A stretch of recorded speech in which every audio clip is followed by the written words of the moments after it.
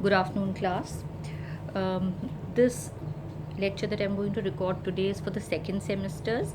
One of the students had asked me to explain the concept of dark comedy, as you can see over here, which belongs to your to that part of your unit where we study um, different forms of drama. So this is not going to be. It's a simple concept. I'll try and explain it to you. Um, Going back to a little bit of what we have done earlier, you see there are two words involved over here, dark and comedy. Now let us start with the word that is familiar to you, which is comedy. We have done the basic principles of what is tragedy, what is a tragicomedy, and what is a comedy. So you know the basic difference between tragedy and comedy, and very basically, from a layperson's point of view, though you are not supposed to be laypersons, you're supposed to be studying drama. Um, Tragedy is a play that ends on a tragic note, on a sad note, has a sad ending, and therefore, uh, comedy would be something that is a drama that would be ending happily. So, very basically, that is the explanation, though tragedy has many more complex terms involved, ideas involved, which we have discussed when we were discussing forms of drama. And we have discussed comedy also, and different branches of comedy also. And one of those forms of comedy is called dark comedy, where because it's classified as a comedy, so it's something that basically has an element of lightheartedness and is expected to not end tragically. Then the point that comes up and is a bit confusing is why dark. So students understand this in a very simple way. If you take the term dark, and in opposition to dark you have the word light, so in opposite meanings. uh, how do you understand light? Light is understood as something which is bright, is something that is positive, something that is good, something that is bright. Light is generally associated with knowledge, so light has a very positive connotation, and therefore dark would be something that has a negative connotation. So when we say dark comedy, the term dark could be equated to um, mental situations, conditions of people, and dark could be therefore equated to melancholy, could be equated to unhappiness, a somber quality, a serious quality, a negative quality. So, how do therefore these two terms come together? If it's comedy, it's supposed to be happy, has a happy ending. So, why dark comedy? Now, these are all mainly, majorly experiments that have been made by 20th century dramatists after major upheavals in the life of man, especially in the 20th century, um, with the onslaught of world wars, killing, bloodshed, um, loss of lives, devastation in different ways, economic, social devastation. If we talk in today's terms, and it's very pertinent to understand in today's terms, um, with the ongoing corona pandemic, I'm sure we will be coming up after this with corona being used as raw material for art, for drama, for films. It is already being done. People are registering the titles of their films with this as uh, with this base, with this foundation. So if someone tries to um, grow a comedy out of such a theme, it will always have dark connotations. So, as I said, dark associated with melancholy, depression, um, negative. So, we have dark comedies. Um, Basically, you have to understand that there are situations of laughter created for the enjoyment of, for the entertainment of audiences, and the audience laughs out loud, enjoys.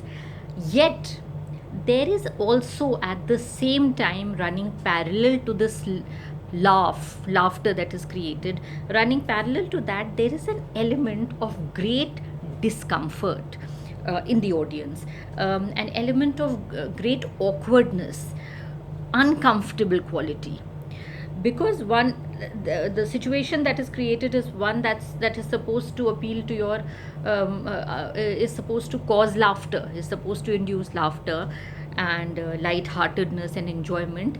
Yet the public, the spectators, while laughing at what is happening, what they see on the stage, are still not feeling comfortable about this laughter.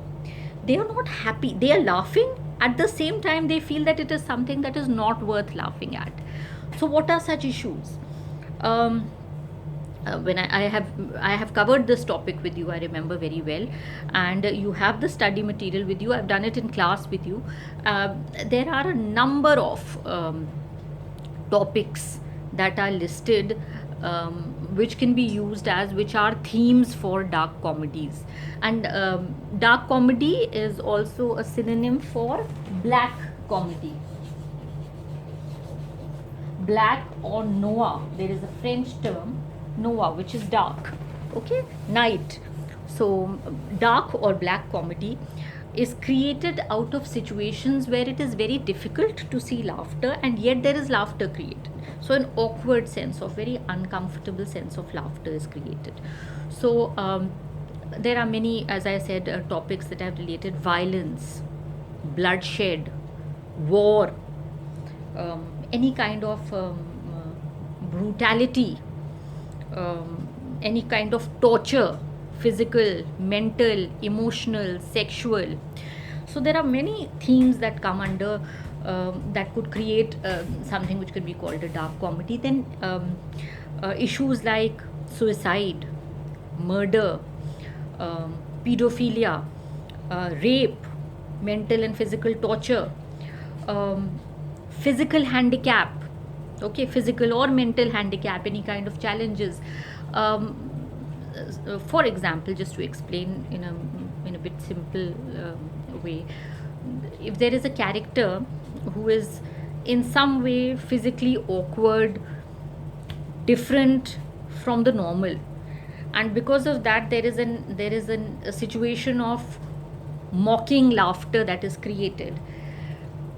At the same time, the audience is not very comfortable laughing at someone's handicaps. So these are the things which have given birth to what is called dark comedy. Associated with or affiliated with dark comedy is the comedy of another important form of comedy that you may have read of somewhere, the comedy of menace, where comedy or laughter is created out of a sense of danger, of foreboding, a frightening sense, a sense of fear, creates comedy.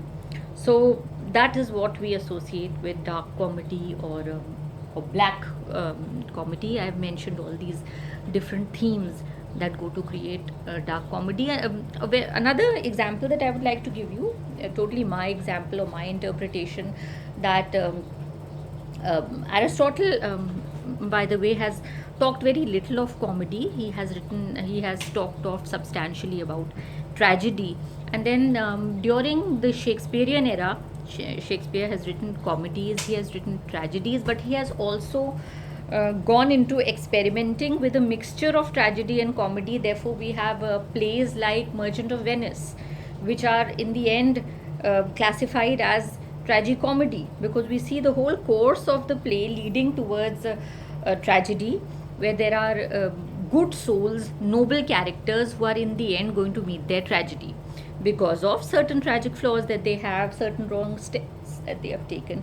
But at the end, Portia intervenes and everything turns out for the best. So, so it is so we see it turns its course from being a tragedy into a tragicomedy.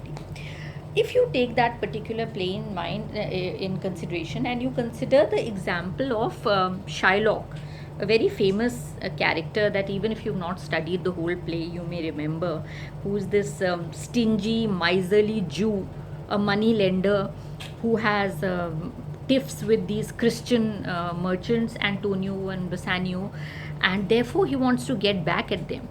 And of course, Shakespeare, being Christian himself, has portrayed the Christian merchants in a good light, even though they have considerably insulted Shylock in many instances, and Shylock is carved out to be the villain. Now, the personality of Shylock, as I imagine it, and as it has been interpreted by many dramatists, is a personality that one can laugh at. Or later on in the scenes where he's pleading for mercy, or he's making out, explaining out his case about why he called for such a document where he wants a pound of flesh, and we see that he's a character who is justified in feeling wronged by the Christians, and yet he is a villainous character. Yes, we want him, yet we want him to lose. So there is some element of dark comedy over here, where we know that he is not wrong. Of course, wanting a pound of flesh is wrong, but he has also suffered. Yet the audience's sympathies are with the Christian heroes. So, though in the end it turns out happily for the Christians, yet Shylock suffers, and yet we feel happy. But this is not pure happiness, this is not unadulterated happiness. There is some feeling of injustice also. So in a way, my interpretation is that we can see a bit of dark comedy also in Merchant of Venice. Otherwise, all these modern afflictions of modern day life that we read about, crimes that we read about, all that are elements, are raw material for dark comedies. So any kind of crime, any kind of brutality, as I just suggested, war, devastation, any kind of abuse, any kind of abuse, child abuse, domestic violence, any other kinds of violence, gory kind of scenes, yet associated with humor, that kind of an uncomfortable humor, tainted humor, is called or is referred to as the genre which is called dark comedy. So I hope this explains the concept a little bit. I'm open to any other questions that you would like to ask. Thank you.